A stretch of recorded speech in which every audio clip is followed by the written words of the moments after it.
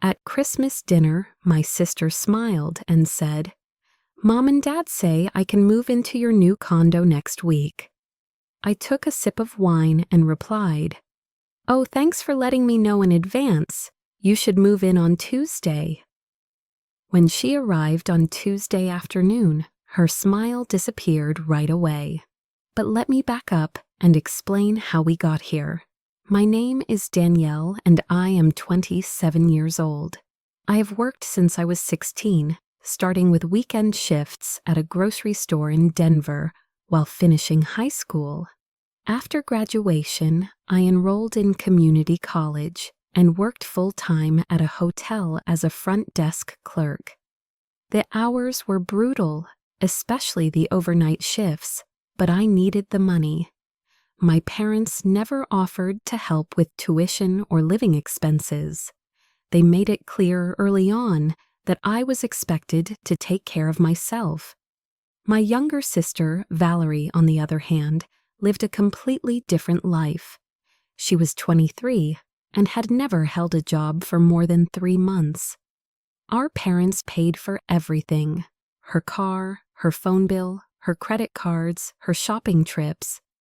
When she dropped out of college after 1 semester because she found the classes too stressful, they did not even ask her to get a job. They just kept funding her lifestyle while she lounged around their house, posting photos on social media and complaining about how boring Denver was. I moved out of my parents' house when I was 19. I rented a tiny studio apartment that smelled like mildew and had a radiator that clanked all night, but it was mine. I worked my way up at the hotel, eventually becoming an assistant manager. I saved every dollar I could, skipping meals sometimes to put more money away. By the time I was 24, I had saved enough for a down payment on a small house in a decent neighborhood. My parents did not attend the closing. My mother said they were busy that day. Valerie did not even respond to my text about it. 3 years later, I bought a second property, a 2-bedroom condo in a newly renovated building downtown. It was a smart investment. The rental market in Denver was strong, and I knew I could get good tenants and steady income. I planned to use the rental income to pay down my mortgage faster and build more equity. I closed on the condo in early December. I was proud of myself. At 27, I owned 2 properties with manageable mortgages and a solid financial plan. I had worked hard for everything I had, and it felt good to see the results of all those years of sacrifice. I mentioned the condo to my parents during a phone call about Christmas dinner plans. I did not think much of it. I just said I had closed on an investment property and was excited about the rental income potential.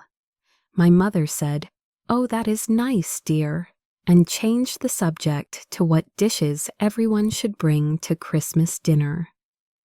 Christmas Eve arrived, and I drove to my parents' house with a bottle of wine and a homemade apple pie. The house looked the same as always, the same decorations they had been using for 20 years, the same artificial tree in the corner of the living room, the same smell of ham baking in the oven. Valerie was already there, sprawled on the couch with her phone, wearing pajama pants and an oversized sweatshirt. She barely looked up when I walked in. "Hey," I said. "Hey," she replied, not taking her eyes off her screen. My father was in the kitchen carving the ham. My mother was setting the table. Everything seemed normal. We sat down to eat around 7 in the evening, passing dishes and making small talk about the weather and the neighbors. Then, halfway through dinner, Valerie looked up from her plate and smiled at me. It was a bright, excited smile, the kind I had not seen on her face in years. "So, Danielle," she said, her voice cheerful, "Mom and Dad say I can move into your new condo next week." I stopped chewing. I set down my fork and looked at her, then at my parents. My mother was focused on her green beans. My father was cutting another piece of ham. "Excuse me," I said. "Your condo downtown," Valerie continued, still smiling. "Mom and Dad told me I could move in. I am so excited. I have been dying to get out of this house and live somewhere more exciting. Downtown is perfect." I looked at my parents again. My mother finally met my eyes, and her expression was completely casual, as if we were discussing the weather. "Well, you have that extra property now," my mother said, "and Valerie needs a place to live. It just makes sense." "It makes sense," I repeated slowly. "Yes," my father said, not looking up from his plate. "You are doing well, Danielle. You can afford to help your sister out." I took a sip of wine, letting the liquid sit in my mouth for a moment before swallowing. My mind was racing, but I kept my face neutral. Years of working in hospitality had taught me how to hide my emotions when necessary. "Oh," I said lightly, "thanks for letting me know in advance." Valerie's smile widened. "I know, right? I did not want to bother you with all the details. Mom and Dad said they would handle it." "You should move in on Tuesday," I said, taking another sip of wine. "Perfect," Valerie said. "I already started packing." My mother looked relieved. My father nodded approvingly. Valerie went back to her phone, probably already texting her friends about her exciting new downtown apartment. I finished my dinner in silence, answered questions when spoken to, and left around 9 with a polite smile and a wave goodbye. The drive back to my house took 20 minutes. I gripped the steering wheel tightly, my knuckles white in the glow of the streetlights. I was furious, but I was also calculating. I had learned a long time ago that anger without strategy was useless. When I got home, I sat at my kitchen table with my laptop and a cup of coffee. It was nearly 10 at night, but I was wide awake. I opened my email and started drafting a rental listing for the condo. I had originally planned to wait until after the holidays to find tenants, maybe take a few weeks to furnish the place and make it perfect, but plans change. I wrote a detailed description of the property: 2 bedrooms, 2 bathrooms, updated kitchen with stainless steel appliances, in-unit washer and dryer, balcony with a downtown view, walking distance to restaurants and shops. I listed the monthly rent at a competitive rate, knowing it would attract attention quickly. Then I took photos. I drove back downtown that night and spent 2 hours photographing every angle of the condo.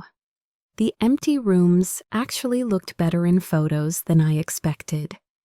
The hardwood floors gleamed under the lights, and the big windows made the space feel open and airy. By midnight, the listing was live on 3 different rental websites. I set my phone to notify me of any inquiries and finally went to bed. I woke up the next morning to 17 messages. Apparently, affordable 2-bedroom condos in downtown Denver were in high demand. I spent Christmas Day responding to inquiries, scheduling showings, and running background checks. By December 26th, I had 3 strong candidates. All of them had stable jobs, good credit, and excellent references. I scheduled in-person tours for the 27th. The first candidate was a young woman named Jennifer, who worked as a physical therapist at a rehabilitation center. She was professional, polite, and fell in love with the condo the moment she walked in. She asked thoughtful questions about the building amenities and the neighborhood. She had a steady income and had been at her job for 4 years. The second candidate was a couple, both teachers at a local middle school. They were friendly and enthusiastic, talking about how the location would cut their commute time in half. They had been renting in the suburbs and were excited about the idea of living downtown. The third candidate was a graduate student who worked part-time at a research lab. He was quiet but seemed responsible. His references were glowing, and his previous landlord said he had never missed a rent payment. I liked all three candidates, but Jennifer stood out. She had everything I was looking for in a tenant: stable income, clean background, good references, and a genuine appreciation for the property. I called her that evening and offered her the lease. "Really?" she said, her voice bright with excitement. "That is amazing. Thank you so much." "Can you sign the lease and move in next week?" I asked. "Absolutely," she said. "I can sign tomorrow if you want." "Perfect," I said. "Let us meet at the condo on Friday at noon." "I will be there," Jennifer said. We met on Friday, December 29th. Jennifer brought a cashier's check for the first month's rent, last month's rent, and the security deposit. We sat at the kitchen counter and went through the lease page by page. She read every section carefully, asked a few clarifying questions, and signed on the dotted line. "When can I move in?" she asked. "Whenever you want," I said. "You officially have the keys now." Jennifer beamed. "I am thinking Tuesday. I have the week off work, so it is perfect timing." "Tuesday works great," I said, handing her the keys. We shook hands and she left with a bounce in her step, already texting someone about her new place. I sat in the empty condo for a few minutes after she left, feeling a deep sense of satisfaction. The property was rented. I had a signed lease, payment in full, and a responsible tenant who would take care of the place. Everything was handled professionally and legally. I locked up and drove home, already planning how I would spend Tuesday afternoon. Over the weekend, I went about my normal routine. I worked my shifts at the hotel, ran errands, went to the gym. I did not contact my parents or Valerie. They did not contact me either, which was typical. We were not a close family. We rarely spoke outside of obligatory holiday gatherings. On Monday night, I received a text from Valerie. "Still good for tomorrow, moving in around 2 p.m. I smiled and typed back, "Yes, see you then." She sent back a string of excited emojis. I went to bed early that night, setting my alarm for 7 in the morning. Tuesday was going to be an important day, and I wanted to be well rested. I woke up feeling calm and focused. I made myself a proper breakfast, something I rarely had time for on work days: scrambled eggs, toast, fresh fruit, and coffee. I ate slowly, savoring each bite. Around noon, I texted Jennifer. "Hey, just checking in. Are you moving in today?" She responded immediately. "Yes, the movers are loading the truck now. Should be there by 1 p.m. "Perfect," I replied. "Let me know if you need anything." "Will do. Thanks again for everything." I spent the next hour cleaning my own house, doing laundry, and keeping myself busy. At 1:30, Jennifer texted me a photo of her new living room with boxes stacked against the wall. "Made it. This place is even better than I remembered." I smiled and sent back a thumbs up emoji. At 1:45, my phone rang. It was my mother. "Danielle," she said, her voice tight. "Where are you?" "At home," I said. "Why?" "Valerie is at the condo," my mother said. "There are people there, people moving furniture in." "Oh," I said, keeping my voice light. "Yes, those are my tenants. They moved in today." There was a long silence on the other end of the line. "Your tenants?" my mother repeated. "Yes," I said. "I rented the condo out last week. I thought I mentioned that." "You most certainly did not mention that," my mother said, her voice rising. "Valerie is standing outside with all her belongings. She is humiliated." "I am sorry she is upset," I said, "but the condo is rented now. I have a signed lease and everything." "Danielle, this is unacceptable," my mother said.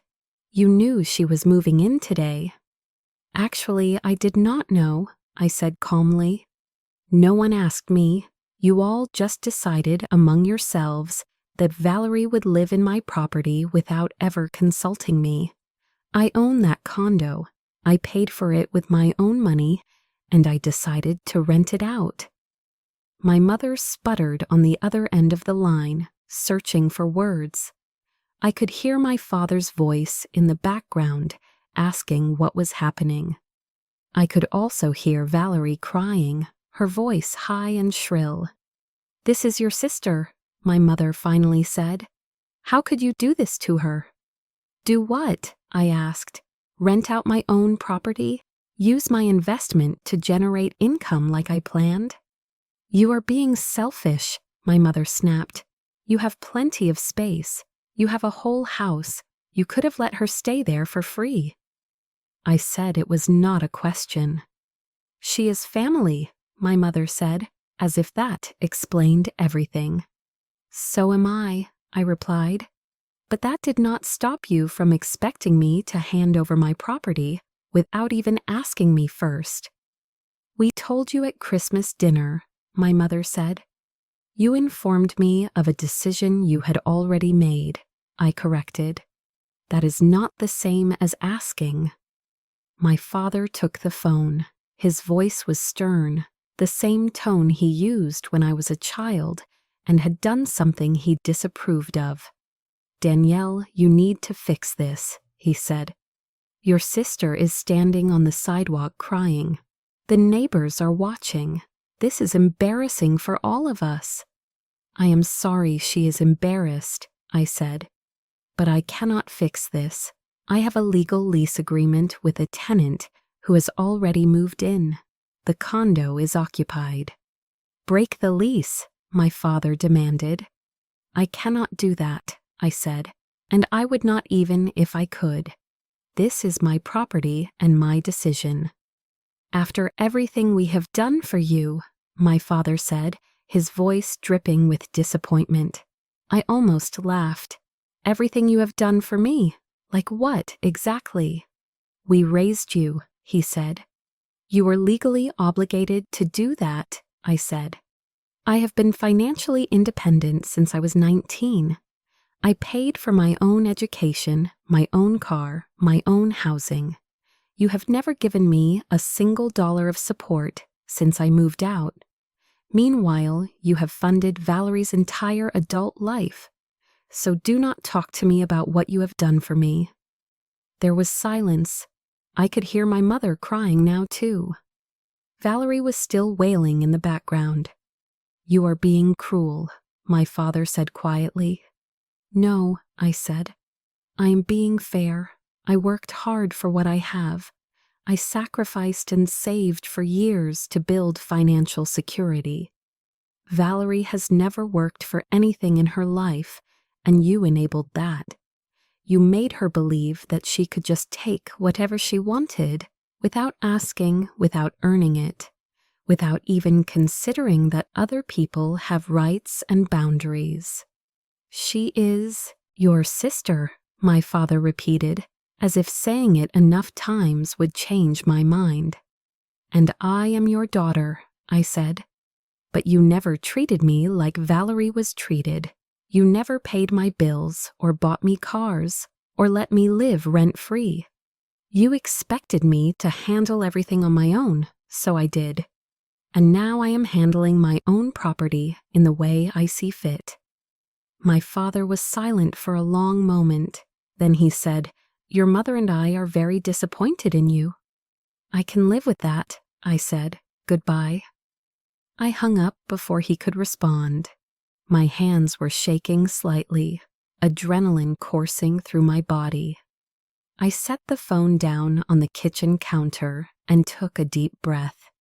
I had just drawn a line in the sand with my family, and there was no going back from it, but I did not regret it. Not for a second.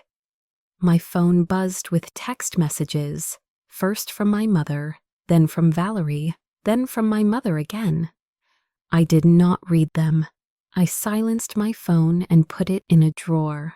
I poured myself a glass of wine and sat on my back porch, looking out at my small but well-maintained yard. I had planted flowers along the fence line last spring, and they were still blooming despite the winter chill. I had painted the porch myself, choosing a soft gray that complemented the house's exterior. Every part of this place reflected my hard work and my choices. The condo downtown was the same. I had chosen it carefully, negotiated a fair price, secured financing, and closed the deal all on my own. It was mine, not my parents', not Valerie's. Mine, and I had every right to decide what to do with it. I sipped my wine slowly, feeling the tension in my shoulders gradually ease. The sun was starting to set, painting the sky in shades of orange and pink. It was beautiful. Around 6 in the evening, I pulled my phone out of the drawer and checked the messages. There were 12 texts total. Most of them were variations of, "How could you do this?" and "You are tearing this family apart," and "Valerie is devastated." There was one text from Valerie that stood out. "I had to go back to Mom and Dad's house. Everyone saw me get turned away. I am so humiliated. How could you?"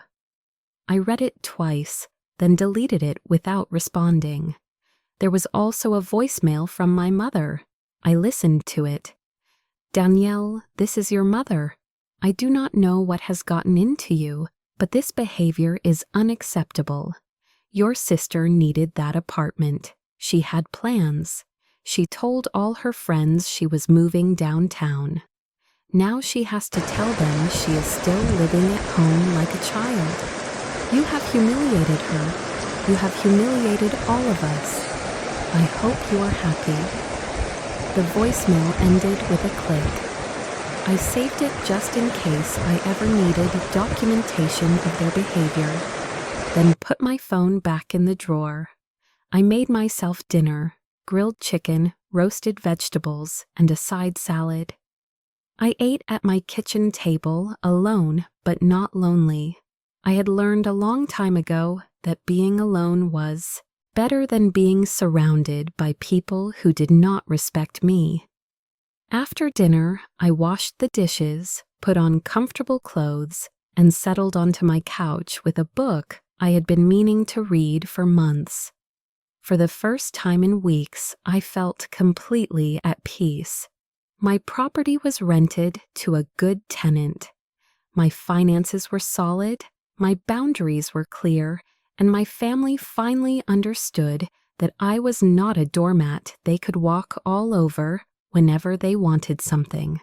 The next morning, I woke up to find that my parents and Valerie had blocked me on social media.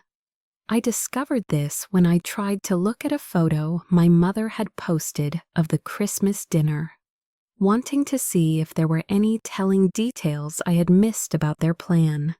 Instead, I found blank profiles and error messages. It was almost funny. They had decided that cutting me off digitally was some kind of punishment, as if I had been desperately clinging to their online presence. In reality, I checked their pages maybe once a month, usually out of boredom rather than genuine interest. I went to work that day feeling lighter than I had in years. My manager noticed the change in my mood and commented on it during our morning meeting. "You seem happy today," she said. "Good holiday?" "Very productive," I replied with a smile. The hotel was busy with the New Year's tourists, and I threw myself into work.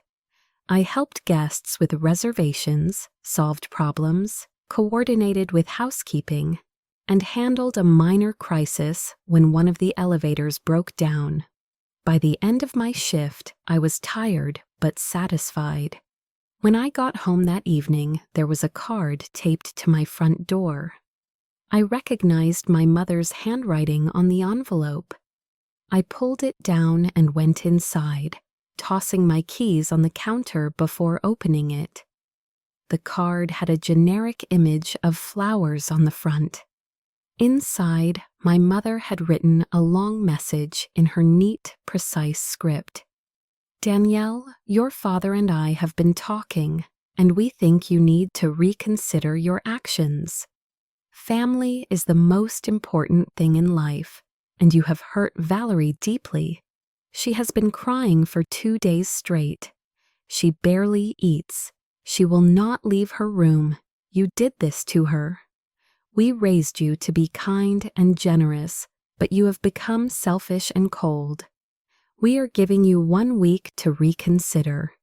If you terminate the lease with your tenant and give Valerie the apartment like we agreed, we can move past this. If not, you need to understand that there will be consequences. We will not be able to have a relationship with someone who treats family this way. The choice is yours." I read the card 3 times, each time feeling a different emotion. First disbelief, then anger, then something close to relief. They were giving me an ultimatum. They actually believed that threatening to cut me off would make me cave to their demands. They thought I needed them more than I needed my own self-respect. I walked to my kitchen, opened the drawer where I kept matches, and took the card outside to my back porch. I held it over my small fire pit and lit one corner, watching as the flames consumed my mother's careful handwriting. The paper curled and blackened, and within seconds it was nothing but ash. I did not respond to the card. I did not call or text. I simply went on with my life as if nothing had happened. 3 days later, my aunt called me. She was my mother's younger sister, and we had never been particularly close. She lived 2 hours away and usually only showed up at major holidays. "Danielle," she said when I answered, "I heard about what happened with Valerie." "Did you?" I said flatly. "Your mother is very upset," my aunt continued. "She called me crying yesterday. She said you refused to let Valerie live in your apartment." "My condo," I corrected. "And I did not refuse. I was never asked. They decided among themselves that Valerie would move in without consulting me. By the time they bothered to inform me, I had already rented it to a paying tenant." "Still," my aunt said, "Valerie is family. Could you not have made an exception?" "Why?" I asked. "Why should I make an exception for someone who has never worked for anything, who has never shown me any respect or consideration, who has never even thanked me for a single thing I have done?"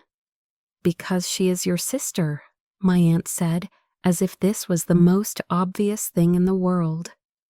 "That is not a good enough reason," I said. "Being related to someone does not give them automatic rights to your property or your resources."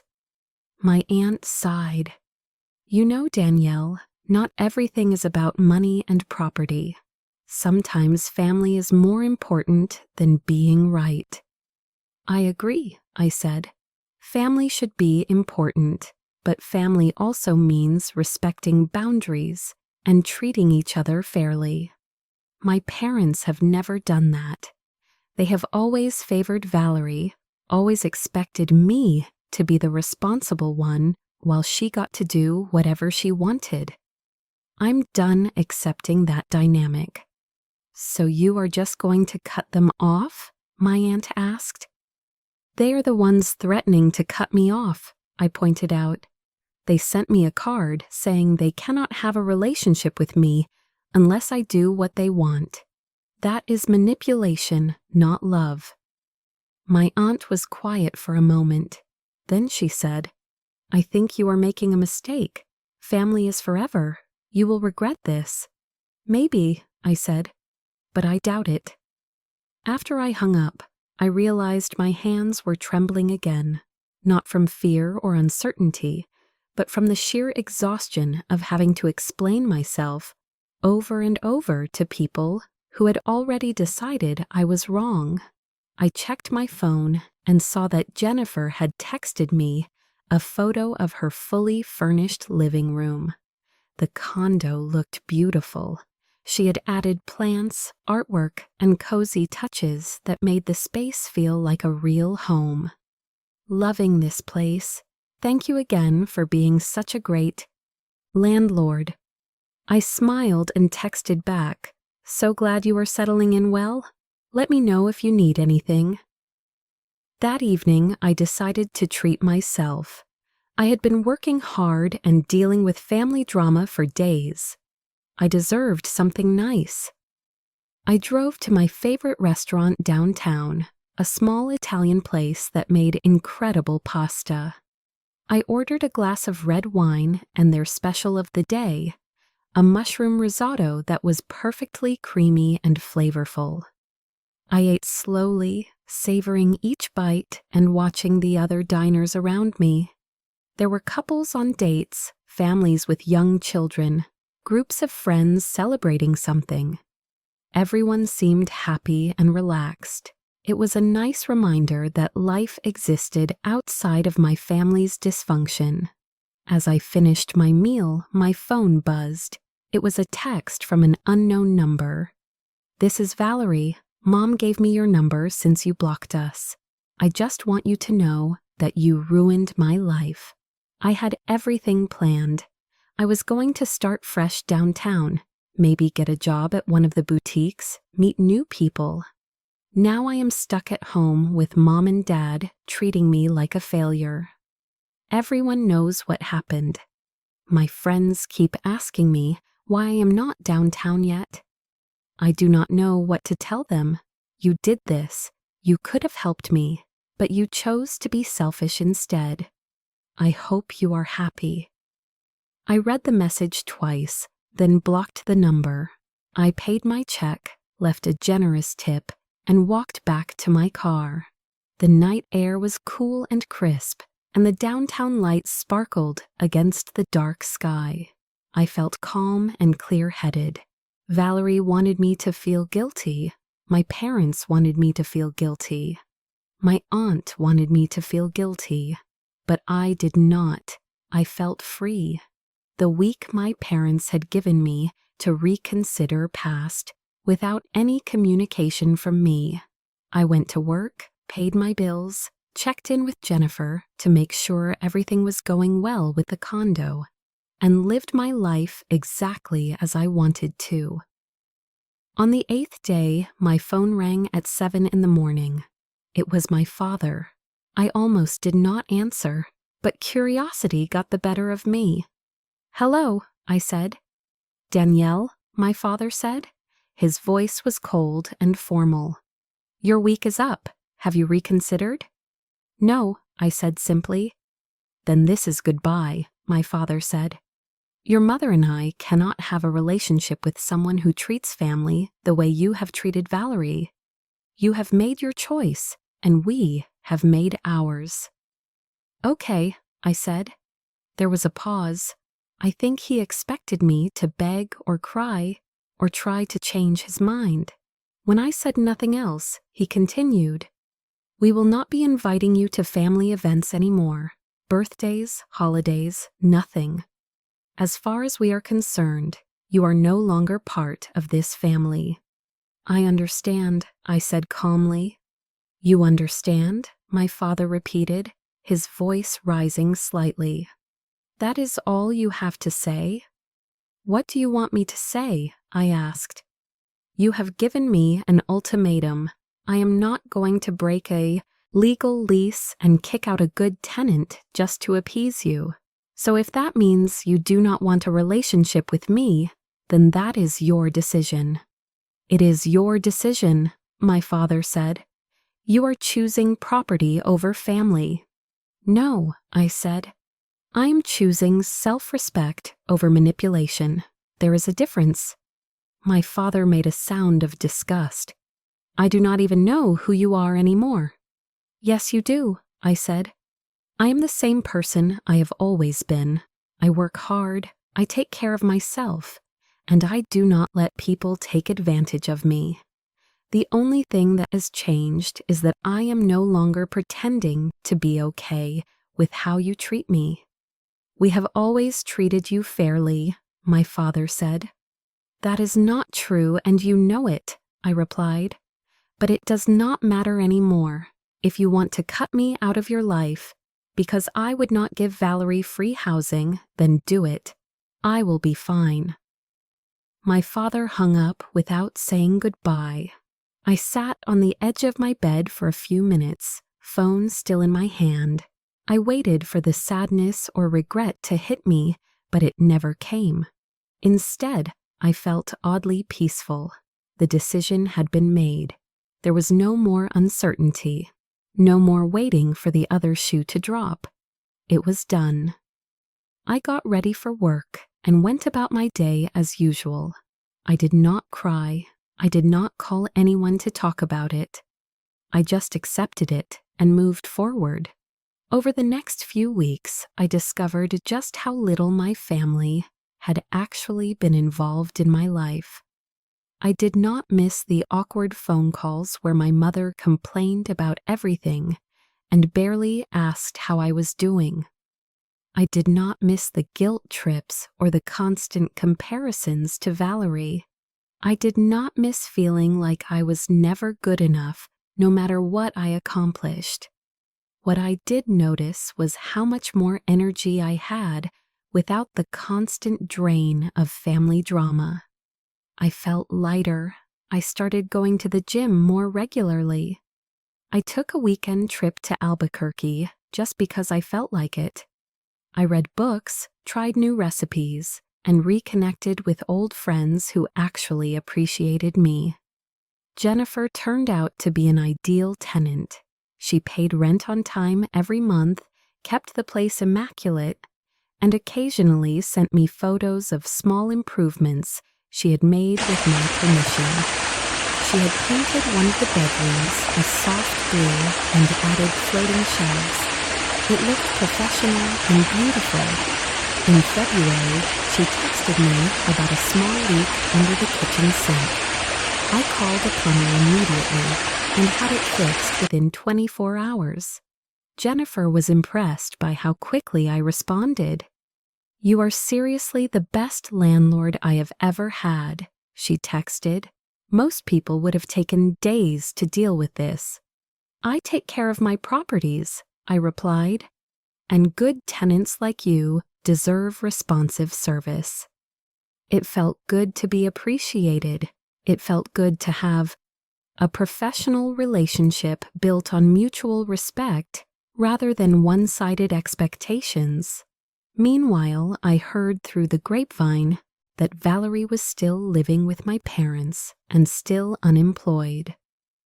My aunt let it slip during a chance encounter at the grocery store in late February. She looked uncomfortable when she saw me, as if she was not sure whether she should acknowledge me or pretend we were strangers. "Hello, Danielle," she finally said. "Hello," I replied politely. "How are you?" she asked, though her tone suggested she did not really want to know. "I'm doing well," I said. "How are you?" Fine, she said. "I saw your mother last week. She is still very upset about everything." "I am sorry to hear that," I said, though I was not sorry at all. "Valerie is having a hard time," my aunt continued, apparently unable to help herself. "She has not been able to find a job. Your mother thinks the whole situation has affected her confidence." "That is unfortunate," I said neutrally. My aunt looked at me expectantly, as if waiting for me to express guilt or offer to fix the situation. When I said nothing else, she sighed. "Well, I should go," she said. "Take care of yourself, Danielle." "You too," I said. I watched her walk away, her cart full of groceries, and felt absolutely nothing. No guilt, no regret, no desire to reach out and make amends. Just a mild sense of relief that the conversation was over. In March, I received a letter in the mail from my parents. It was addressed formally with my full name typed on the envelope. Inside was a single sheet of paper with a brief message. Danielle, we are writing to inform you that we are removing you from our will. Since you have chosen to prioritize money and property over family, we see no reason to leave you any inheritance. Everything will go to Valerie, who understands the value of family. We hope you find happiness in your choices. The letter was signed by both my parents, their signatures precise and final. I read it once, then folded it and put it in a file folder with other important documents.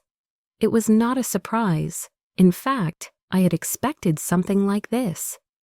My parents had always used money and gifts as tools of control, and removing me from the will was just another attempt to punish me. The thing they did not understand was that I had never counted on an inheritance. I had built my own financial security. I did not need their money. I never had. Spring arrived, and with it came a new opportunity. The hotel where I worked announced that they were opening a second location across town, and they needed an experienced manager to help set it up and run it. The position came with a significant raise and more responsibility. I applied immediately and was offered the job within a week. My boss told me that I was the obvious choice, that my work ethic and professionalism had always stood out. You are one of the most reliable people I have ever worked with, she said. I have no doubt you will make this new location a success. I started the new position in April, throwing myself into the challenge of opening a new hotel. There were a million details to manage: hiring staff, setting up systems, coordinating with vendors, ensuring everything was ready for the grand opening. It was exhausting but exhilarating. The new hotel opened in May, and it was a triumph. We had a steady stream of guests from day one, excellent reviews, and a team that worked well together. I felt proud of what we had accomplished. Around this same time, I started dating someone I had met through a friend. His name was Travis, and he worked as an architect. He was kind, funny, and respectful. When I told him about the situation with my family, he listened without judgment. That must have been difficult, he said. It was, I admitted, but it was also necessary. I could not keep letting them treat me that way. I think you made the right choice, Travis said. Family should support you, not tear you down.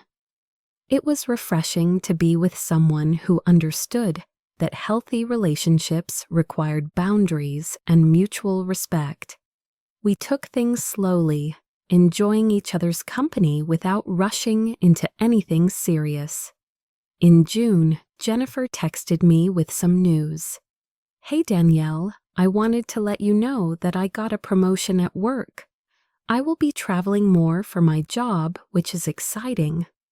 The condo is perfect for me right now, but I wanted to give you a heads up that I might need to move to a different city in a year or so, depending on how things go with work. I will obviously give you plenty of notice. Just wanted to keep you in the loop. Congratulations on the promotion, I texted back. And thank you for letting me know. I really appreciate having such a communicative tenant. Keep me posted on your plans. Jennifer's message made me think about the future of the condo. If she moved out eventually, I would need to find a new tenant. But that was a problem for another day. For now, everything was working perfectly.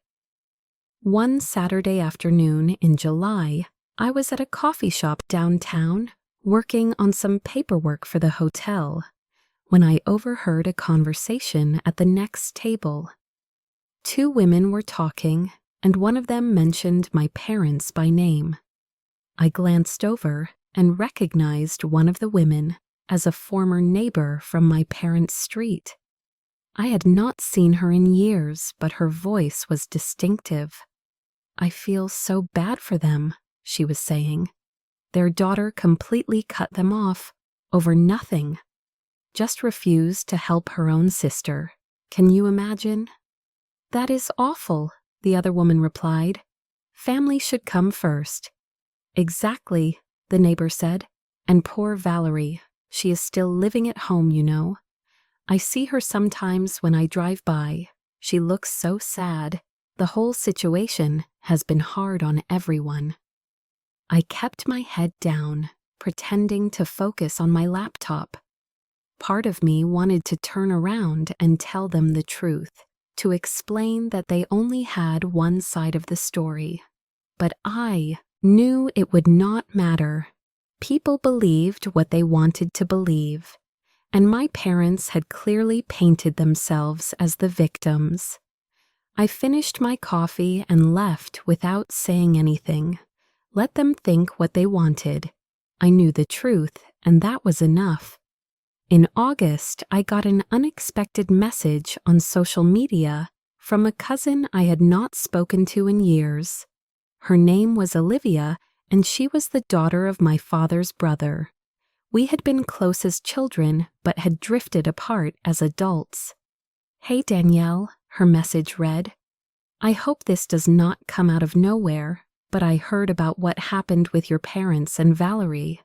I just wanted you to know that I do not think you did anything wrong. I have watched how they treat you versus how they treat Valerie for years, and it has always bothered me. You have worked so hard for everything you have, and they had no right to expect you to just hand over your property.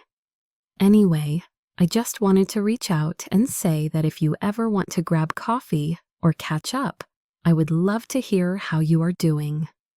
I stared at the message for a long time, feeling a warmth in my chest that I had not expected. Someone in my family actually saw the situation clearly. Someone understood. I wrote back immediately. "Olivia, thank you so much for reaching out. Your message means more than you know. I would love to catch up. Are you free next weekend?" We made plans to meet for brunch the following Saturday. When we finally sat down together, it felt like no time had passed. Olivia was warm and genuine, and she listened to my side of the story without interrupting or judging. "I always knew your parents favored Valerie," Olivia said. "My dad used to comment on it too. He thought it was unfair how much they expected from you while giving Valerie a free pass for everything." "It feels good to hear someone else say that," I admitted. "I have spent so long wondering if I was crazy or selfish for feeling the way I did." "You are not crazy," Olivia said firmly. "You set a boundary and they could not handle it. That is on them, not you." We talked for hours, catching up on our lives and making plans to see each other more regularly. It was a reminder that family did not have to be defined by biology alone. The people who truly cared about you were the ones who showed up and supported you regardless of blood ties. As summer turned to fall, my life continued to improve. My job was going well. My relationship with Travis was developing nicely, and my friendship with Olivia had become a regular source of joy. The condo was generating steady income, and Jennifer remained an excellent tenant. I had built a good life for myself, one based on hard work, self-respect, and healthy boundaries. And I had done it all without my parents' approval or support.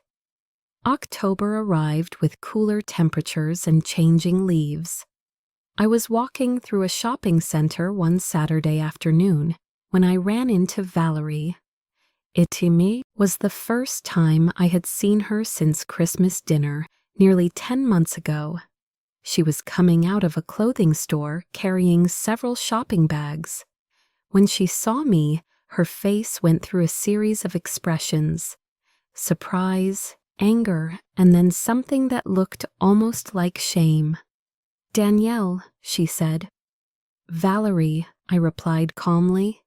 We stood there for a moment, neither of us quite sure what to say.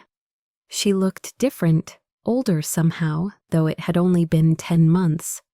There were dark circles under her eyes, and her clothes looked expensive but ill-fitting, as if she had lost or gained weight recently. "How have you been?" I asked, more out of politeness than genuine interest. "Fine," she said quickly, too quickly.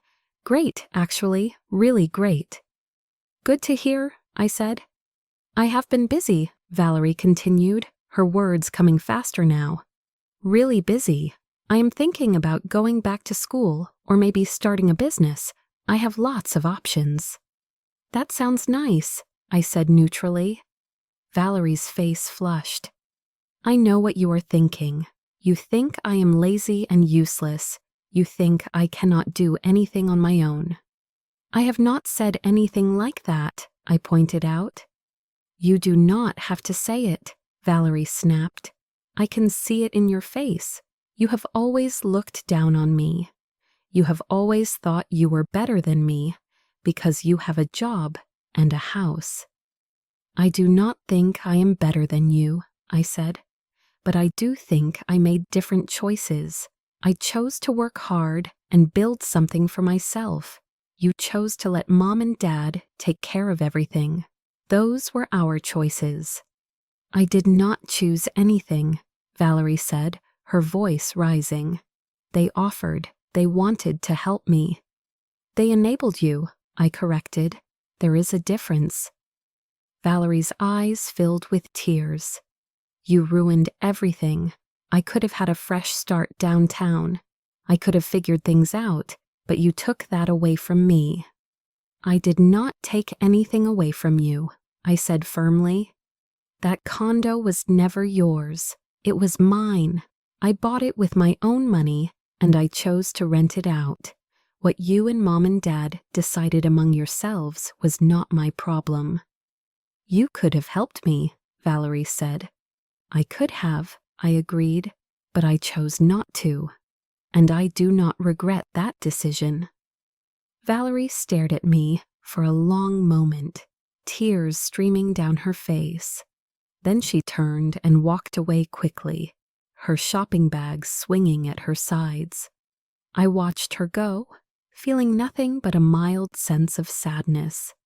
Not for my decision, but for the fact that she still had not learned anything. She still believed the world owed her something, that other people should sacrifice for her comfort. I continued my shopping and went home, putting the encounter out of my mind.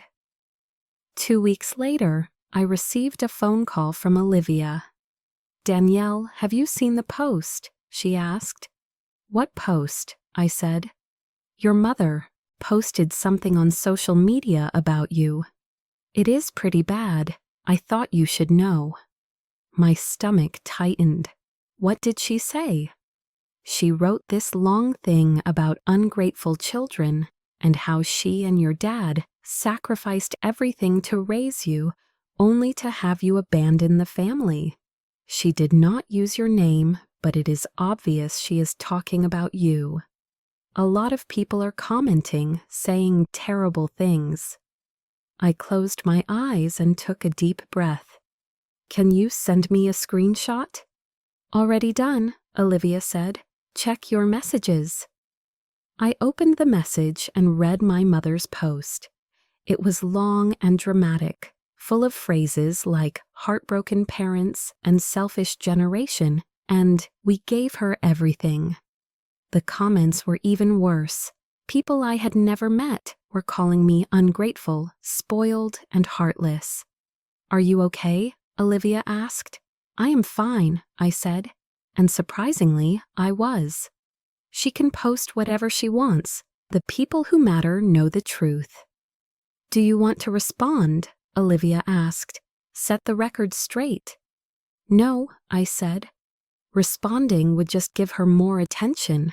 Let her have her moment. It does not change anything. But even as I said the words, I felt a spark of anger building in my chest. Not because my mother had posted about me, but because she was still trying to control the narrative. She was still trying to make herself the victim. I thought about it for the rest of the day. My mother had sent me an ultimatum. She had removed me from the will. She had told family members lies about what happened. And now she was publicly shaming me on social media. And through it all, I had remained silent. I had taken the high road, refused to engage, and moved on with my life. But maybe it was time for a different approach. Maybe it was time to stop being silent and start speaking up. That evening, I sat down at my computer and began typing. Not a response to my mother's post, but something bigger, something that would tell my side of the story in a way that could not be ignored or dismissed. I wrote for hours, crafting my words carefully. I wanted to be honest, but not cruel, factual, but not cold. By the time I finished, it was past midnight, but I felt satisfied with what I had written. I saved the document and went to bed, already planning my next move. The next morning, I called Olivia. I need your help with something, I said. Anything, Olivia replied. Do you remember my parents' anniversary party a few years ago? The one where they invited the whole family? Of course, Olivia said. It was at that restaurant downtown, big celebration for their 30th anniversary. Do you remember how they spent the whole night talking about how proud they were of both their daughters? I asked. Yes, Olivia said slowly. And I remember thinking it was weird because they barely mentioned you at all. It was all about Valerie. Exactly, I said. And do you remember Thanksgiving 2 years ago when my mother told everyone I was too busy with work to help with dinner when the truth was she never asked me to help? I remember that too, Olivia said. You told me later that you had offered multiple times and she kept saying she did not need help. I need you to help me document these things, I said. Every time my parents lied about me, or dismissed me, or favored Valerie. I want a clear record of the pattern of behavior. Can you help me remember the details? Absolutely, Olivia said. I have been watching this happen for years. I can give you plenty of examples. We spent the next 2 hours on the phone going through memories and incidents. Olivia had a sharp memory and was able to recall specific conversations and moments that I had half forgotten. By the end of the call, I had pages of notes. What are you planning to do with all this? Olivia asked. I am not sure yet, I admitted, but I want to be prepared. If my mother wants to make this public, then maybe I should too. Just be careful, Olivia said. Once you put something out there, you cannot take it back. I know, I said, and I'm going to think about it carefully before I do anything. But even as I said it, I knew I had already made up my mind. I was done being silent. I was done letting my parents control the narrative. Over the next few days, I refined my statement.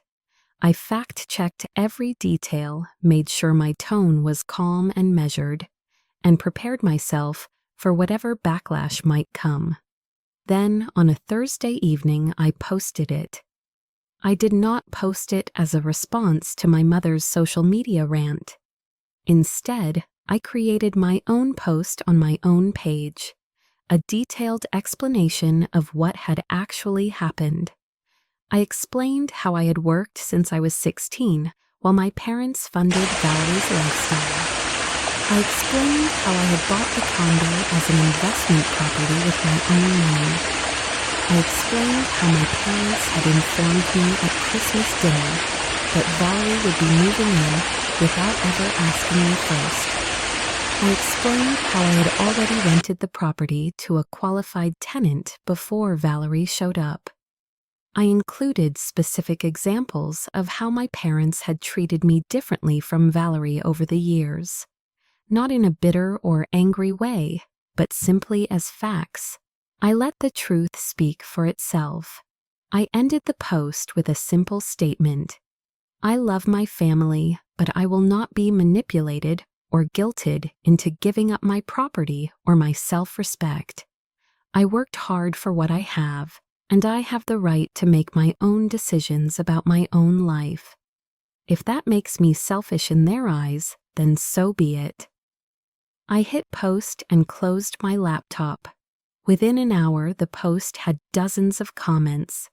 Most of them were supportive. Friends, coworkers, and even people I barely knew were commenting with messages like, "Good for you," and "You did the right thing," and "Your family should be proud of you," not tearing you down. A few comments were negative, mostly from people who believed family should always come first, regardless of circumstances. But even those comments were outnumbered by the supportive ones. By the next morning, the post had been shared over 100 times. People were messaging me privately to share their own stories of family dysfunction and boundary setting. It was overwhelming but also validating. Olivia called me that afternoon. "Have you seen your mother's page?" she asked. "No," I said. "Should I?" "She deleted her post about you," Olivia said, "and she has not posted anything since. I think she realized that her version of events does not hold up when people hear your side." I felt a surge of satisfaction. "Good." "There is more," Olivia said. "My dad called me this morning. He said your father called him yesterday, trying to get family members to pressure you into taking down your post, but my dad refused. He told your father that he had read your post and thought you were completely justified in everything you did." "Really?" I said, surprised. "Really," Olivia confirmed. "And he is not the only one. A lot of the family is starting to question your parents' version of events. People are asking questions about why they treated you and Valerie so differently. Your parents are not getting the sympathy they expected." I sat down on my couch processing this information. I had not posted my statement to turn the family against my parents. I had posted it to tell the truth and protect my own reputation. But apparently, the truth had consequences beyond what I had anticipated. "How do you feel about all this?" Olivia asked. "Honestly," I said, "I feel free for the first time in my life. I feel like I do not have to pretend everything is fine. I can just be honest about what happened, and people can make up their own minds." 3 days after I posted my statement, my mother called me. I almost did not answer, but curiosity won out. "Danielle," she said. Her voice was tight and controlled. "We need to talk." "About what?" I asked. "About that horrible thing you posted on social media," she said. "You made us look like terrible parents."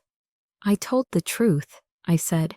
"If the truth makes you look bad, that is not my fault." "You embarrassed us," my mother said. "The whole family is talking about it. People are asking us questions. Your aunt refused to come to dinner last week because she said she needed time to think about everything." "I am sorry you are embarrassed," I said, "but I am not sorry I posted it. You posted about me first, remember? You tried to make me look like an ungrateful, selfish daughter. I just provided context." "We are your parents," my mother said. "You should respect us." Respect goes both ways, I replied. And you have not respected me for years. You expected me to hand over my property to Valerie without asking. You cut me out of your will. You sent me ultimatums and tried to manipulate me. You do not get to demand respect when you have not given me any. There was a long silence. I could hear my mother breathing on the other end of the line. "What do you want from us?" she finally asked, and her voice sounded tired. "I do not want anything from you," I said honestly. "I just want to live my life without being guilted or manipulated. That is all I have ever wanted." "So that is it?" my mother asked. "You are just done with us?" "You were the ones who said we could not have a relationship unless I did what you wanted," I reminded her. "I am just accepting the terms you set." "Maybe we were too harsh," my mother said quietly. "Your father and I have been talking. Maybe we overreacted." I felt a flicker of something, not hope exactly, but curiosity. "What are you saying?" "I am saying maybe we can work this out," my mother said. "If you take down that post, we can start over. We can put all of this behind us." And there it was, the condition. Even now, even after everything, they could not just apologize without asking for something in return. "No," I said. "No?" my mother repeated. "The post stays up," I said. "It is the truth, and I am not going to erase it just to make you comfortable. If you want to have a relationship with me, it needs to be based on mutual respect and honesty, not on me doing whatever you want in exchange for your approval." "That is not fair," my mother protested. "Actually, it is the definition of fair," I said. "I am not asking you to do anything except treat me like an equal, like an adult who has the right to make her own decisions. If you cannot do that, then we have nothing more to talk about." My mother was quiet for a long moment. Then she said, "I need to think about this. This is not what I expected." "Take all the time you need," I said, "but my position is not going to change." She hung up without saying goodbye. I set my phone down and looked around my living room, my comfortable, peaceful living room in the house I had bought with my own money. I had built a good life.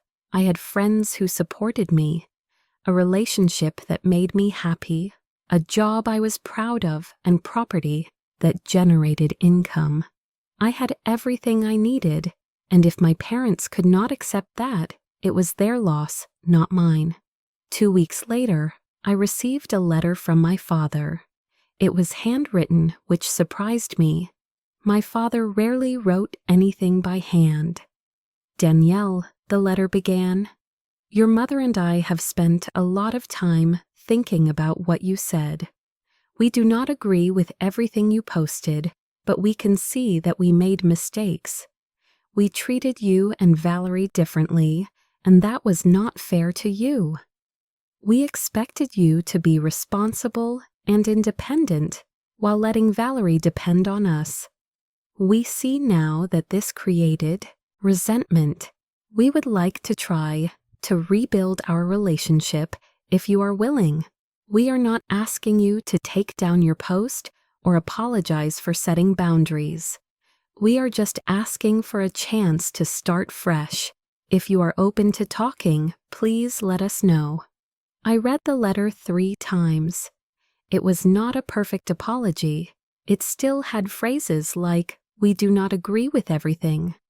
That showed they were not fully accepting responsibility. But it was more than I had expected. It was a start. I decided to wait a few days before responding. I wanted to make sure I was making the decision with a clear head, not out of loneliness or a desperate need for family connection. After careful consideration, I wrote back, "I appreciate your letter. I am willing to have a conversation, but only if we can establish clear boundaries. I need you to understand that my property and my finances are my own, and I will not be pressured into making decisions based on what you think I should do.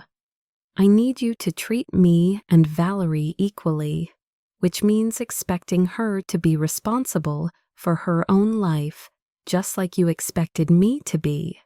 If we can agree on those terms, then yes, we can try to rebuild, but I will not go back to the way things were.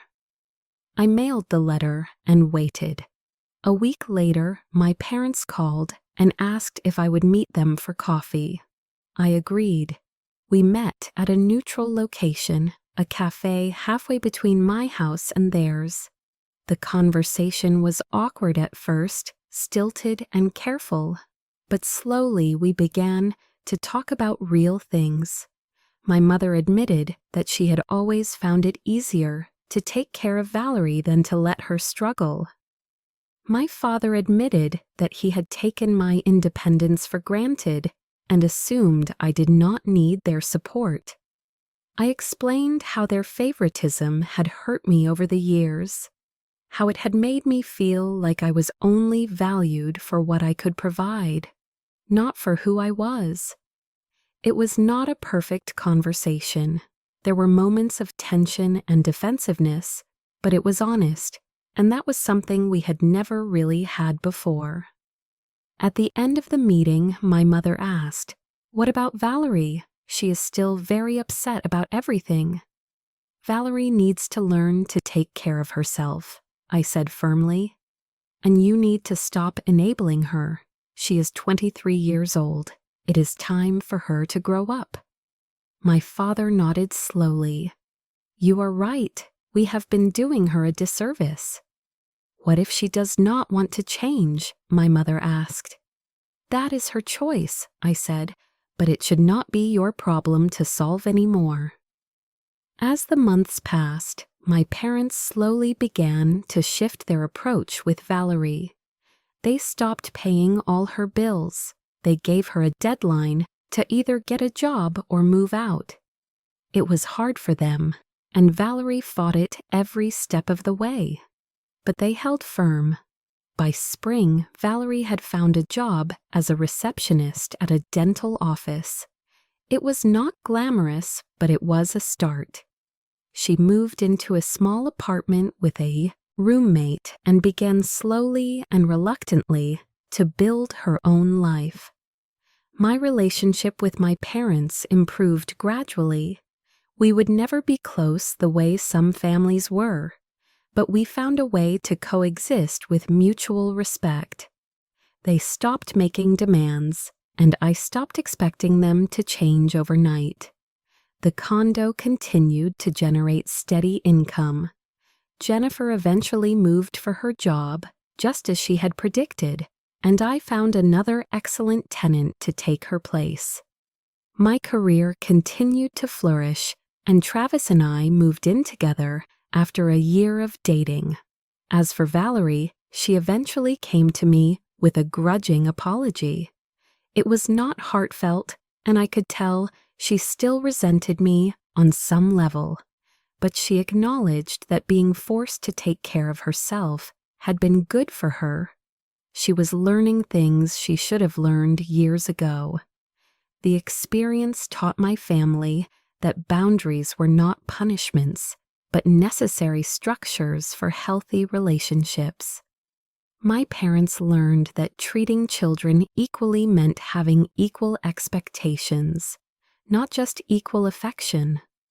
Valerie learned that no one owed her a free ride through life. And I learned that standing up for myself was not selfish, it was essential. In the end, Valerie never recovered from the humiliation of being turned away from the condo that day. The story spread through her social circles, and she became known as the woman whose sister refused to let her freeload. She struggled to rebuild her reputation and her sense of self-worth. My parents, too, faced consequences. Several family members distanced themselves, after learning how they had treated me, and their social standing within the family diminished. They spent years trying to repair relationships they had damaged through their favoritism and manipulation, never quite regaining the respect they once had.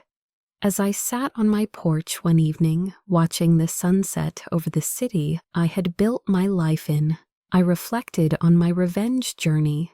It had not been about cruelty or spite.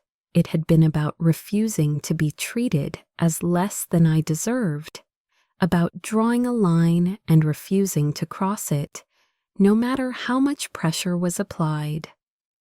Sometimes the most powerful revenge was simply living well and refusing to compromise your own worth for anyone else's comfort.